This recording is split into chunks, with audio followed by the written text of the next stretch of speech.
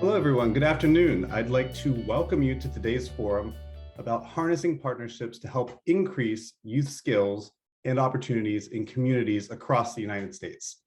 My name is Justin Van Fleet. I'm the Executive Director of the Global Business Coalition for Education.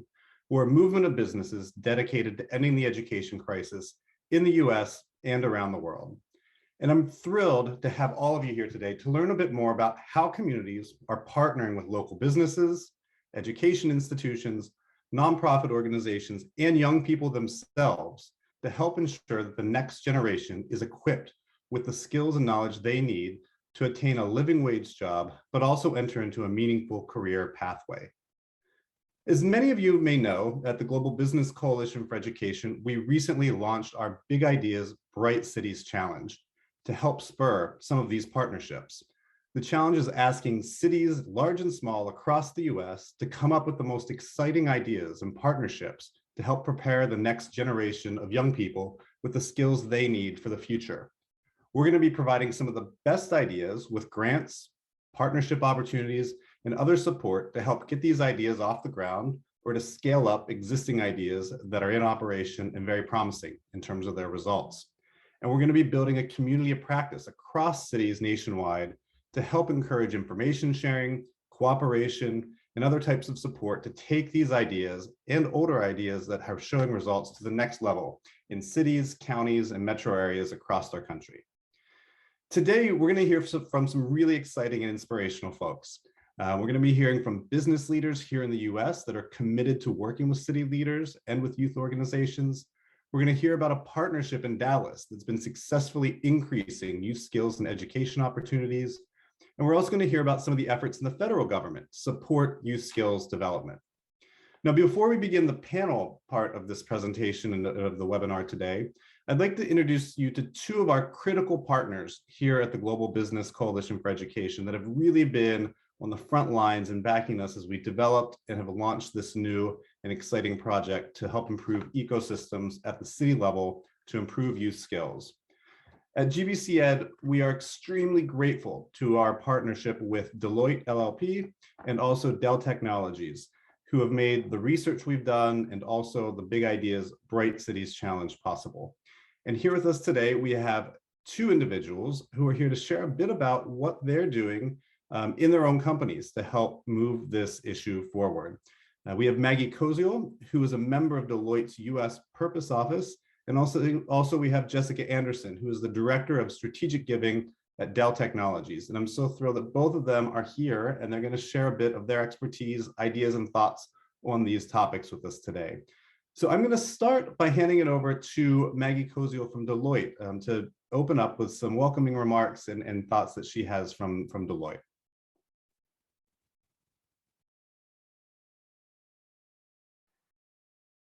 Thank you, Justin. I'm so happy to be here today and to be supporting this important work. Deloitte has a long historical commitment to education and workforce development, and we are focused on using this lever to disrupt systemic barriers to access, opportunity, and as a way to focus on pushing against inequity and focusing in on justice, especially here in the United States. We recognize, as a professional services firm, the value of a talented, skilled workforce that allows us to help our clients and create values for others. And we also recognize that for many Americans, young people included, there are barriers that prevent them from achieving their full potential or working at a place like Deloitte. Over time, these barriers have become rooted in the way things are, or unfortunately, they've created systemic inequality in this country. In the last year, we have taken at Deloitte even more dramatic steps forward on these issues through the creation of the new Purpose Office where I sit, and really doubling down on our efforts, specifically in education and workforce development with a lens on equity and opportunity. And while we aspire to do more, always, there's a lot of great work already happening at Deloitte in education and workforce development enabled by our businesses, our talent function, our corporate citizenship function, and the Deloitte Foundation. I'll name a few things that we've been working on. To start, our fabulous collaboration with the Global Business Coalition for Education, which started with our youth skills report a few years ago. The work focused on youth skills is so essential in the US to identifying the barriers here and really for young people to achieve their full potential. The moment we're in right now for the launch of the Big Ideas Bright Cities Challenge is so exciting and perfect. Thank you, Justin, to you and Marissa for all the work you've been doing there. At Deloitte, we're also a founding member of the 110 Coalition and really leading efforts with 110 nationally, but also locally, actually in Dallas, where we're working with AT&T. 110 is about creating employment opportunities for 1 million Black Americans who have less than a 4-year degree and creating jobs for them that are family sustaining in nature over the next decade. We also have a program called Courageous Principles, as well as a program called CORE, Career Opportunity Redefinition and Exploration. These development programs utilize Deloitte IP, and we provide leadership development and career support for education leaders in the US and veterans transitioning into the civilian workforce. And finally, I'd be remiss because our biggest asset, at Deloitte is really our people. And the work we do through pro bono and skills-based volunteering is an essential part of our efforts. Our people provide thousands of hours and services every year to benefit education and workforce development organizations in the United States and globally. Thanks, Justin, for allowing me to share a little bit about Deloitte's efforts in this space and for partnering with us. And I can turn it over to Jessica to tell us about what Dell is doing. Thank you, Maggie. Thank you, Justin and team, for having me here today. At Dell Technologies, we've always believed that technology has the power to transform. When the pandemic resulted in new and virtual ways of living for many people, it dramatically increased the disparities between those with access and those without, particularly for those enabling learning from home. This had a disproportionate impact on Black and Latino young people and their families in the US. And this lack of access to basic needs such as devices, broadband, digital literacy, and critical skills for the digital economy means that they are at risk for falling further behind. Dell Technologies is committed to addressing this. We recognize that the challenges facing each community are different. While one community may be struggling with access to affordable broadband, another may have limited access to devices or digital literacy skills. To champion digital inclusion, we have decided that we are making sure that we put community at the center. Through partnering with state and local governments, public and private sector companies, and nonprofit organizations, we look for opportunities to create an ecosystem that's committed to delivering equitable access to the tools, the skills, and support needed to drive policy change and create opportunities for underserved communities across the country. A few of these examples, I wouldn't be here if we weren't partnering in this with GBCE and the wonderful work they're doing, not just in the US, but globally. Just as Maggie mentioned with Deloitte, Dell has been partnering with AT&T, and I had the pleasure of helping open up the first Connected Learning Center at the Family Gateway in Dallas earlier this fall. It's the first of more than 20 Connected Learning Centers across the US that's helping people participate in today's digital world. That particular partnership brought together multiple companies, other nonprofits, all with the goal of providing local community organizations access for students and families, free access to the internet, computers, and different educational and skilling resources. Last week, we announced a month-long campaign called Trade In and Give, where we will donate a new education 2-in-1 device to an underserved student impacted by the country's digital divide. And so we're going to be donating 1,000 devices to 2 different organizations who are a part of the Take on Race Coalition, the E3 Alliance in Austin, Texas, and the Baltimore Digital Equity Alliance in Baltimore, Maryland. Both of these organizations, like many others in the country, are working hard to address the digital divide in underserved and underrepresented communities. As we look at some of the specific skilling programs that Dell Technologies is engaged in, we have our Dell Student Tech Crew program, which is a student-led IT help desk on high school campuses promoting digital skills and future career opportunities. Learning via hands-on experiences, students become certified Dell technicians and go on to help their peers and school staff members with technology issues while gaining key professional development skills, including entrepreneurship, innovation, and personal brand building. For participating high schools, with the increased presence of technology in schools outpacing the IT resources available to serve as these devices, the students and the teachers gain an access to an increased number of technicians by training and utilizing the expertise of the students to serve the students. We continually recognize the need for an ecosystem to drive change and create opportunities for all, and we are always looking to partner with organizations with like-minded missions. We are extremely excited to support the Global Business Coalition for Education and their efforts to build skills-friendly cities, and we're excited about the innovative projects and ideas that will come out of the Big Ideas Right Cities Challenge. Thank you.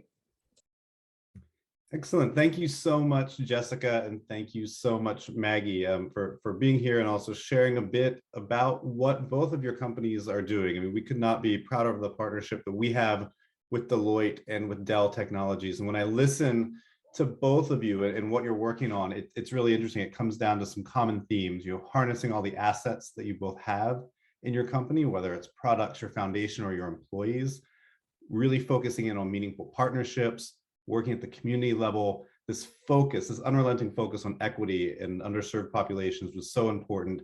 And finally, this idea of disrupting and finding new ways and new ideas to tackle these challenges. So thank you both again for your commitment and partnership to us and getting this initiative off the ground. And I'd now like to turn it over to Marissa Munoz, who is the head of program for our Youth Skills and Cities Initiative here at the Global Business Coalition for Education. And Marissa, I'll let you introduce some of the other fantastic people we have with us today, and wish you all a fantastic and great conversation. So over to you, Marissa. Thank you so much, Justin. And thank you to everyone joining us today to learn more about, how community partnerships can really increase youth skills and employment opportunities across the United States. We're really excited about the initiative and the opportunity to highlight a successful partnership. And we're also thrilled to hear new and existing federal policies that are working to increase access to youth skills, education, and credential attainment. So we hope that this conversation will spur a big idea in the work that all of you are doing today, and to increase youth skills, again, via community collaboration. So during today's panel, we encourage you to join the conversation on Twitter and LinkedIn using the hashtag youth skills, or following at GBC Education's account. And we'll go ahead and add those into our chat in just a few minutes. And again, of course, in the Zoom chat. And now I'd like to introduce you to our esteemed panel who will provide more insight into their work on this issue. And so we'll start with Katrina James. Katrina is the Managing Director of the Dallas County Promise. Prior to joining the Promise, Katrina served as the Senior Director of College and Career Programs at the Harlem Children's Zone, where she managed college readiness efforts for the zone's charter high schools, pre-college exposures for all high school students, and internal scholarships. Before joining the Harlem Children's Zone, Katrina was a senior associate at Skadden, Arps, Slate, Meagher, and Flom, LLP, and her early career was in social work and academic administration. Katrina is also a proud member of Cornell University's Board of Trustees, where she serves on the President's Ad Hoc Advisory Committee on Racial Justice and Equality. And Katrina also serves as president of the NYU Law Alumni Association Board of Directors and on the Leadership Council of Lawyers for Children. So welcome, Katrina. We are grateful to have you here today. Next, we have Jared Toussaint. Jared is the Senior Vice President of Education and Workforce of the Dallas Regional Chamber, where he leads the Chamber's education and workforce initiatives, including early childhood education, K-12 education, higher education, and workforce development. Prior to his role at the Chamber, Jared served as the Division Director of College, Career, and Military Preparation at the Texas Education Agency. He also served in various nonprofit and government roles, including as a Director for Teach for America, the Senior Education Advisor for then Newark Mayor Cory Booker, and as a Deputy Director of Policy for Educate Texas. Welcome, Jared. Thank you. for being here today. And we also have Emily Lamont joining us. Emily is a special assistant within the Office of Career, Technical, and Adult Education at the United States Department of Education.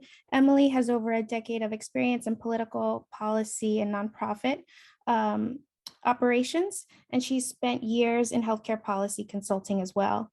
She was recently a program manager at 4CT, a statewide COVID-19 relief fund, where she designed, developed, and operated a direct financial assistance program for Connecticut's most vulnerable immigrant residents. She also served as COO and CFO for the successful 2018 campaign for the governor of Connecticut. Thank you, Emily, for being here today. We're really looking forward to today's conversation. And before we get started, just a quick reminder that we'll be taking questions from the audience.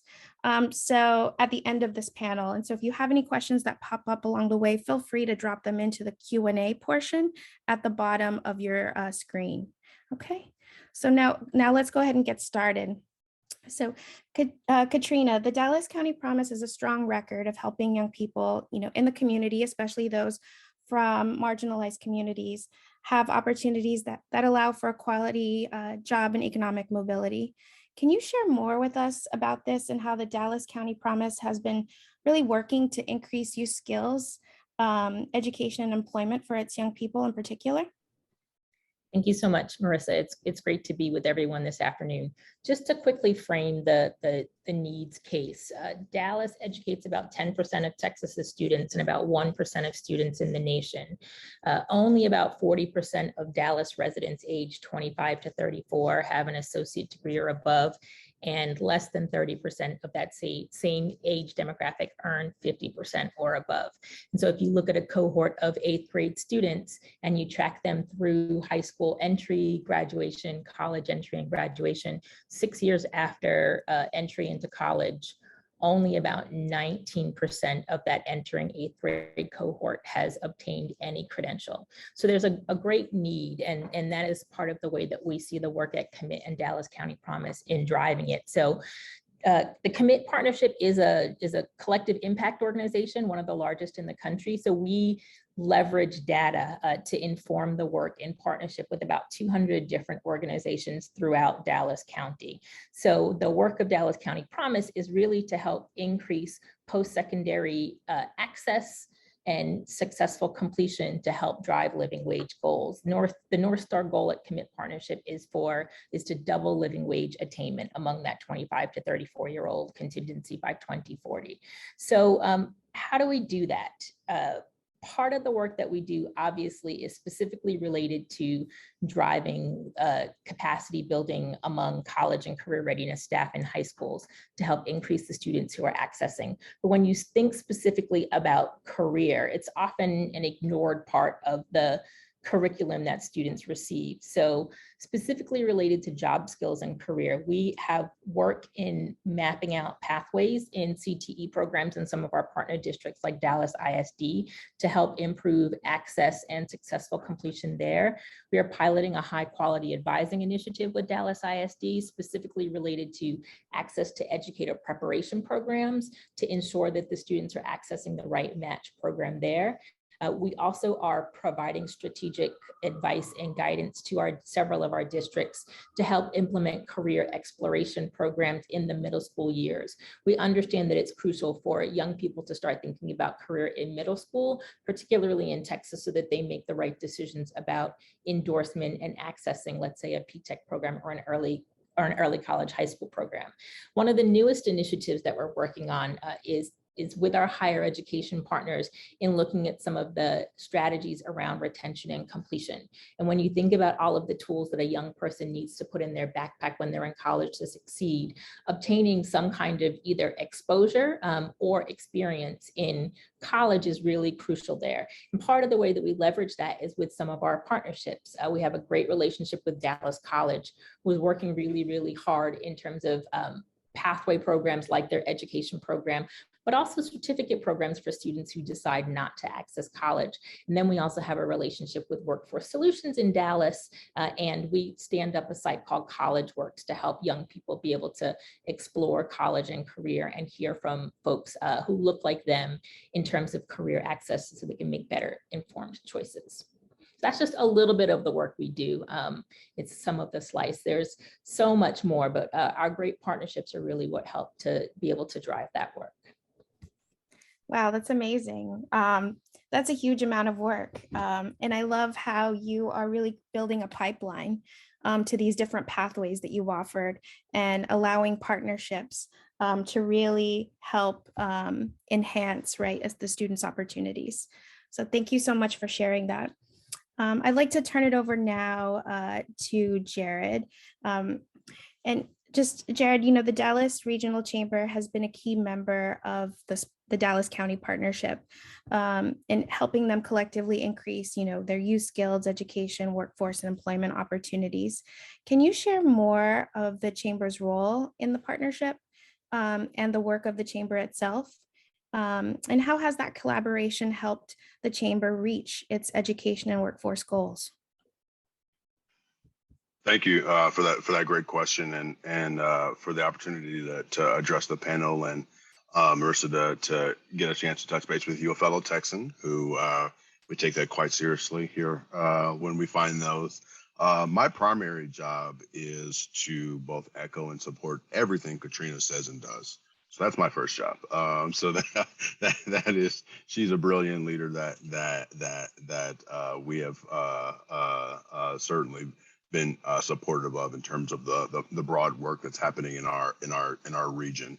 What I would say more specifically and more seriously is that where the business community came along is really after, quite frankly, our districts and our higher ed institutions began to acutely become aware of the implications of the data that Katrina shared with you.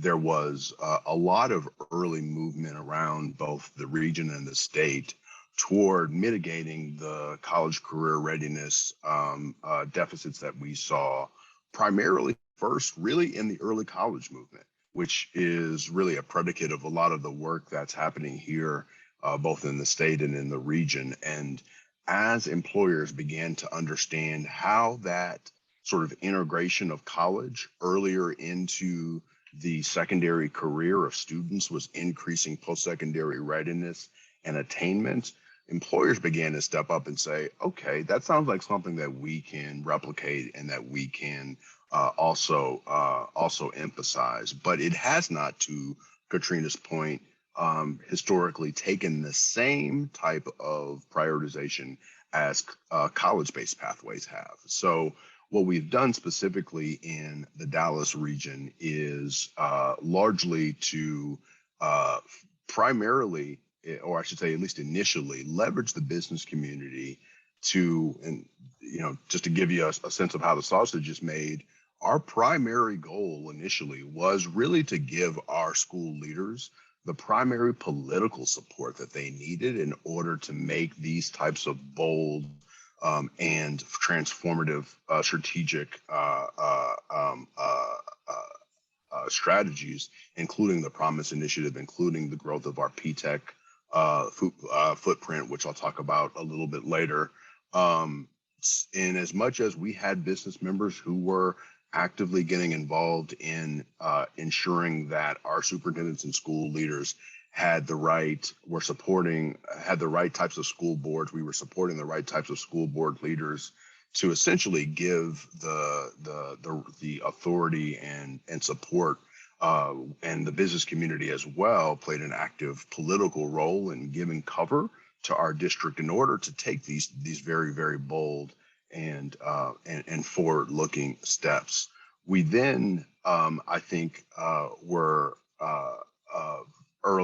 very early involved in helping to match these campuses and these systems with the proper network of industries and employers, so that we effectively could move away from the two things that were determining pathway availability in our region, which were 1, student interest, 2, instructor availability at both the K-12 and the post-secondary level, to really a more labor market and employer-facing system that needed for a system at the size of Dallas and our surrounding region.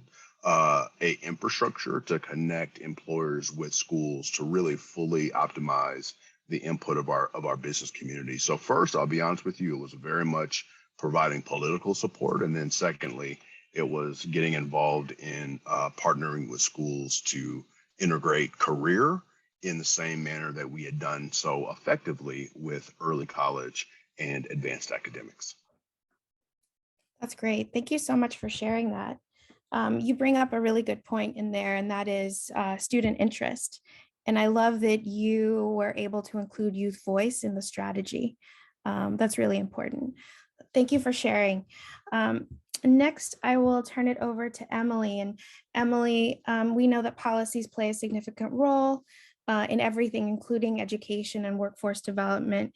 You know, as a policymaker, how has the federal government recently supported youth skills attainment more recently? Thank you so much, Marissa. On behalf of Education Secretary Miguel Cardona and the team here in the Office of Career Technical and Adult Education, it's a pleasure to be here. This is such an important conversation, and I'm glad we're having it. We love big ideas and skill-friendly cities. So within the Department of Education, our office oversees CTE, community colleges, and adult education. This work is particularly critical as the demands of the 21st century global marketplace rapidly evolve. And as a country, we shouldn't just keep up with those demands. We must outpace them and ensure today's students are ready to seize tomorrow's opportunities. So how do we do that? What does that look like? As Katrina said, in middle school, introduce students to a wide range of careers using hands-on experiential learning, positioning them to make more informed educational choices. In high school, educate students on the range of educational pathways, provide work-based learning opportunities and access to high-quality CTE. Dual enrollment allows high school students to get a leg up by earning college credit and in-demand industry credentials. By demonstrating the real-world application of academic and technical skills, CTE programs improve student motivation and achievement. Studying math in the context of building an airplane, something that was theoretical, suddenly takes on this whole new importance. So across the federal government, we're all in agreement that this work is more critical than ever. The pandemic has laid bare inequities that have existed for far too long. And we have work to do to ensure that those who have been excluded have on-ramps to quality job opportunities. We are thrilled that many states have chosen to use the American Rescue Plan funds to bolster CTE and are embracing career-connected learning as a means to re-engage students after the pandemic.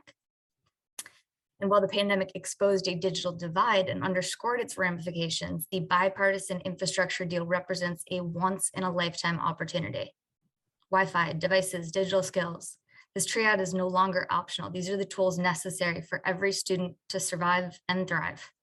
And that's why the bipartisan infrastructure deal is investing $65 billion to expand broadband in communities across the US, lowering the cost of service and tackling digital equity. Looking ahead, President Biden's Build Back Better plan includes billions of dollars in workforce development and ensuring that adults have access to quality education and training and the support they need to succeed in their educational goals.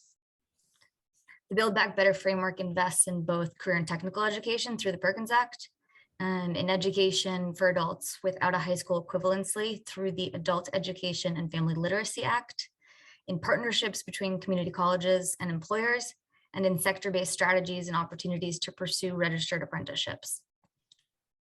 The framework also makes historic investments in college affordability, increasing the Pell Grants, expanding eligibility to Dreamers, supporting HBCUs, MSIs, to build the capacity, modernize research infrastructure, and provide financial aid.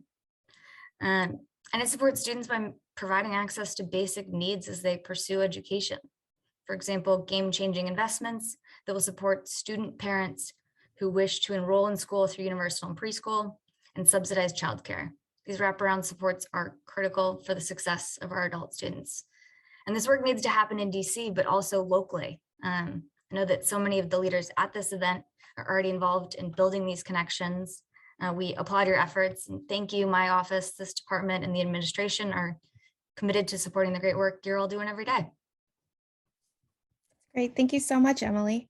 It was really great to hear the large investment of 65 billion in broadband, and we'll dig a little bit deeper into how in a minute into how folks can really access these benefits. But for now, I'll go ahead and turn it over to Katrina. Katrina, I have a question related to really how the partnership model has really helped the county promise achieve its goals over the years. What has been the value of the partnership in your opinion, and the impact that it's had over the years? Absolutely.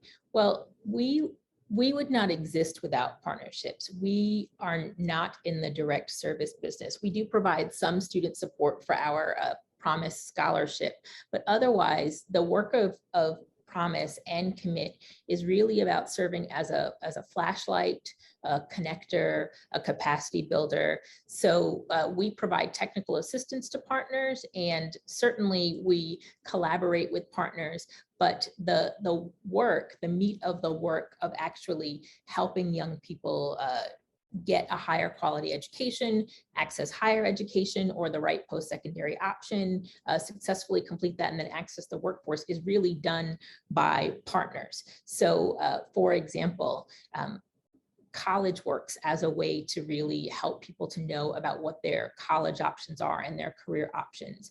And the Chamber serves as a great entry point and connector with the business community. When we're thinking about trying to map out high demand, livable wage careers, which are mostly in healthcare and IT, and then create those partnerships with employers to source internships, apprenticeships, and exposures.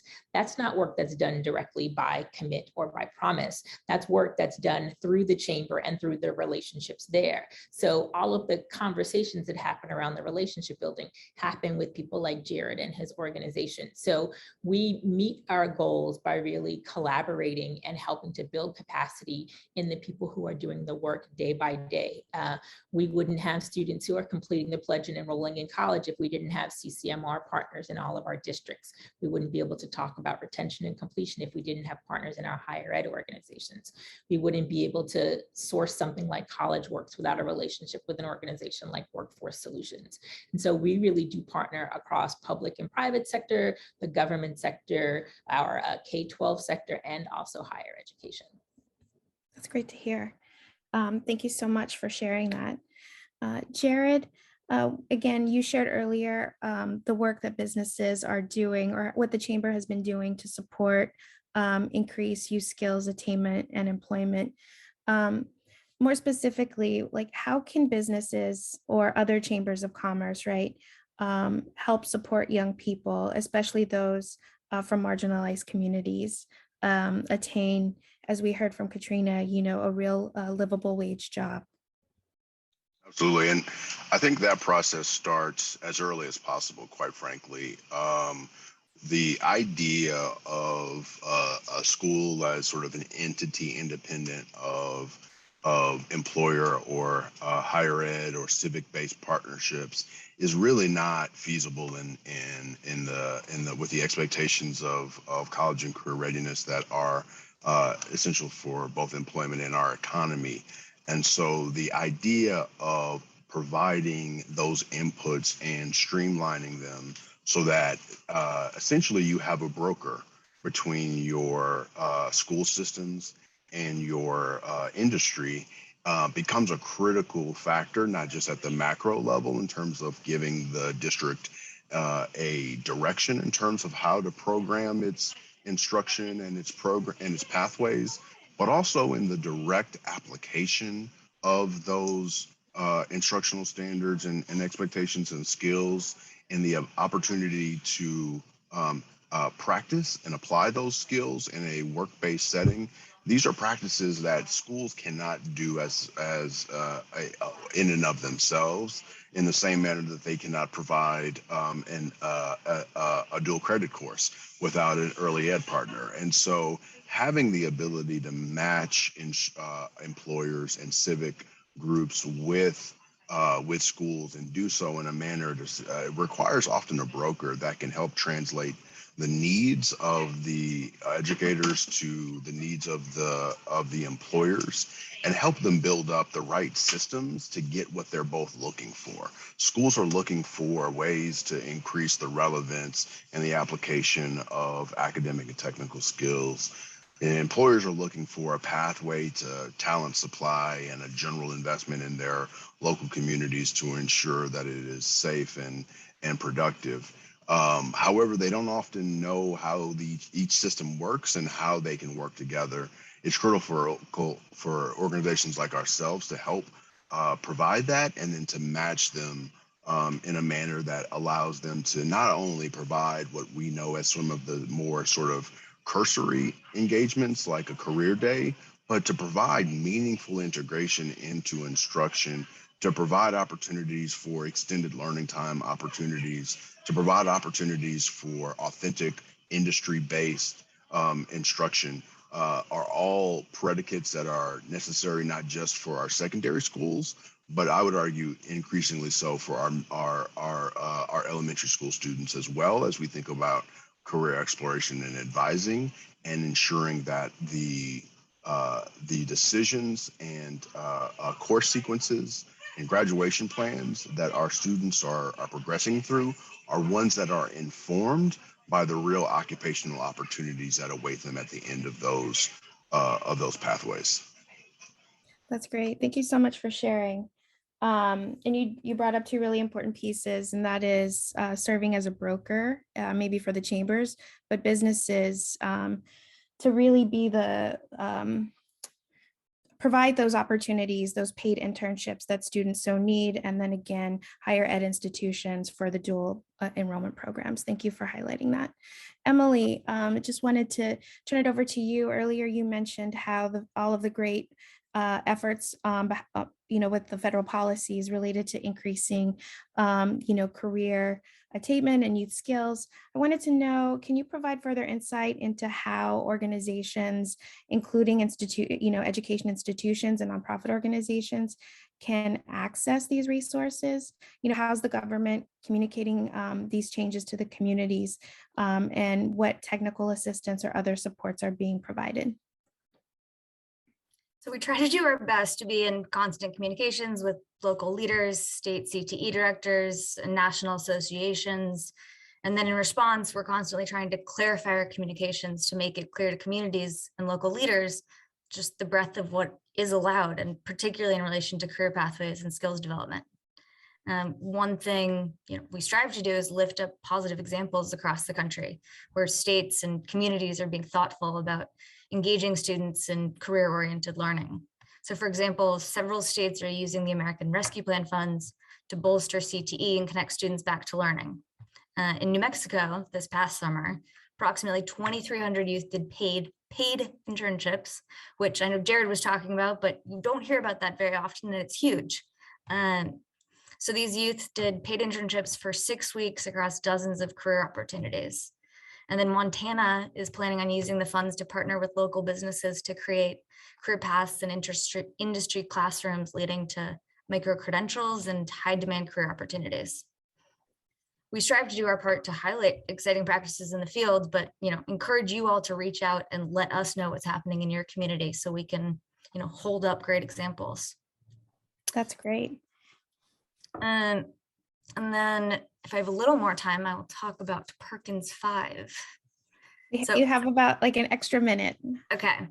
Another example of our efforts is work around the comprehensive local needs assessment under Perkins 5, which is the Strengthening Career and Technical Education for the 21st Century Act. So one of the most significant changes in Perkins 5 is the new requirement for local eligible recipients to conduct a comprehensive local needs assessment. If you're not familiar with these plans, they are new and powerful means to connect CTE investments to local community needs. This is a chance to take an in-depth look at your entire local CTE system and identify areas where targeted improvements can lead to increased opportunities for student success. Our team here at the department has been hard at work to support states as they work with local recipients to make data-driven decisions, use labor market data, and conduct equity analyses. And we know that COVID-19 has reshaped many labor markets.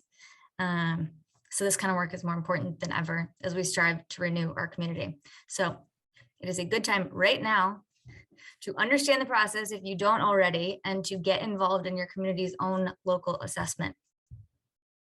That's great to hear. If you, Emily, could drop the link in to that, or what I can do is just share this out to everybody as a follow-up email, so we can all learn a little bit more about it and how to get involved. Absolutely. I'll share some resources Great. afterwards. Great. Thank you so much.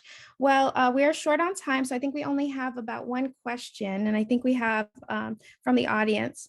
And so it looks like the question is, what do local communities and nonprofits need from the federal government to help achieve the mission of skills-friendly cities across the United States?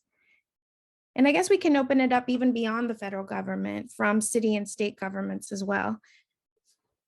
I think Katrina and Jared, you want to chime in here on that? And then Emily, if you have anything to add.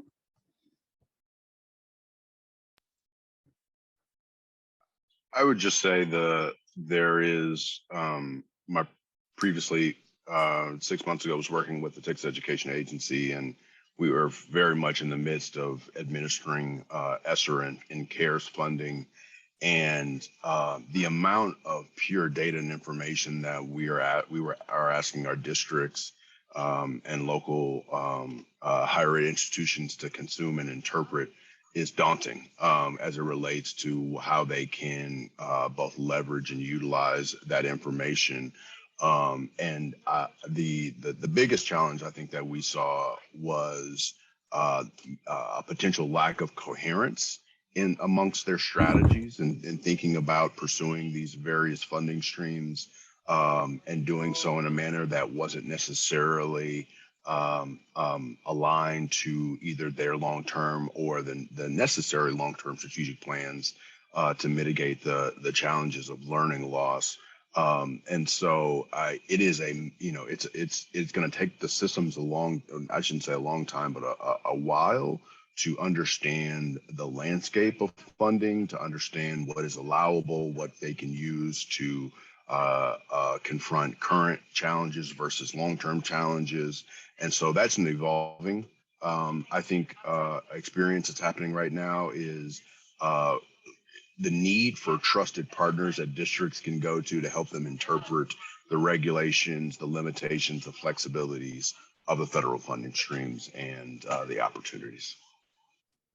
To add just a little to Jared's point, we would not be able to do any of the work that we can do without robust data. There are not good people solutions without data solutions. And we have a very, very robust case management system that our partners use to sort of see what current state status is.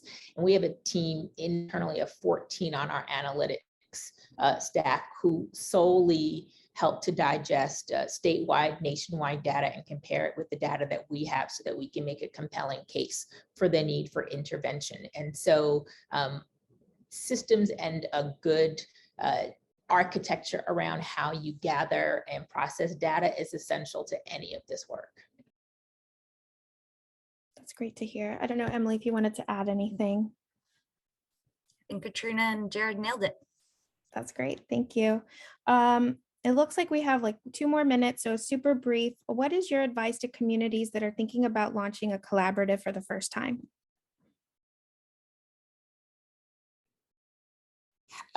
Spend a lot of time having conversations and asking questions before you sort of execute on anything. So really have a good sense of the landscape and what resources you have available and who can supplement those resources, and make sure that you have a good infrastructure in place of both data and people. Great. And I would just say, look for the applicable civic and regional initiatives that allow you to not make this something that is coming from sort of a blank slate, but is building upon existing momentum. Dallas has a long history with the early college movement, with the Pathways in Technology early high school adoption, a number of initiatives that allowed us to basically say, this is the continuation of that, of those supports, first to college, now to career. And so it became, I think, a narrative that our region could better understand and articulate as a development of our recent civic initiatives versus an entirely new initiative of its own making.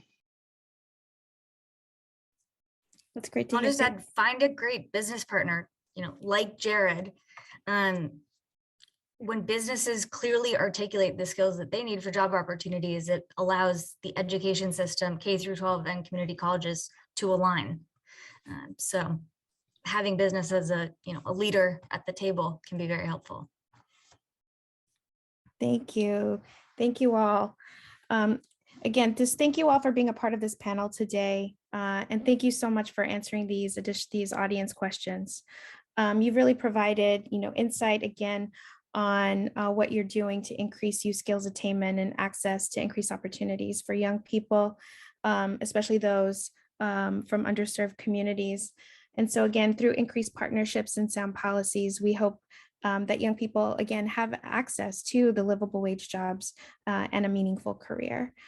So with that, I will hand it over to Itamar, who will explain more about our Big Ideas, Bright Cities Challenge, including the awards criteria and how to apply.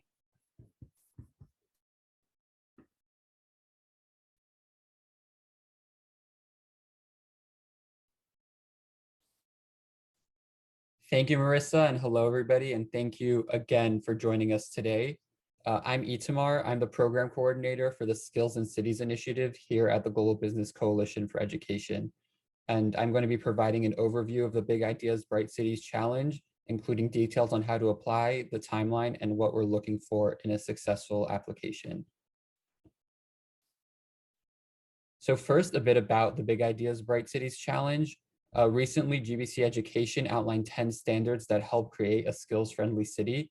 You can find a link to the standards in the chat. And this year we're launching we have launched the Big Ideas Bright Cities Challenge to help make these standards a reality so that they can increase quality employment opportunities for youth by helping them get the skills, knowledge, and training they need to make a livable wage and have greater economic mobility. The challenge aims to spur innovative ideas for partnerships that will help young people in their communities increase their skills and credential attainment. We are asking community partnerships, including cities, counties, and metro areas in both rural and urban communities, to submit their best ideas to us. We'll be providing cash grants to help your community partnership launch or scale your big idea. We'll be giving out one award in the amount of $100,000 and another in the amount of $50,000 to the best ideas. In addition, we'll also be selecting an additional 10 partnerships that submitted an application to participate in a year-long community of practice. These groups will be receiving smaller grants of $5,000 to support their engagement in that collective, where they will be able to share best practices and support each other's ideas. They'll also have an opportunity to connect with experts and additional resources for support through that community. Given the collaborative spirit of the grant, we strongly encourage partnership proposals for consideration. Again, we want to spur communication and partnership between city, county, and metro areas to submit an application with local businesses, nonprofits, education institutions, and other key stakeholders.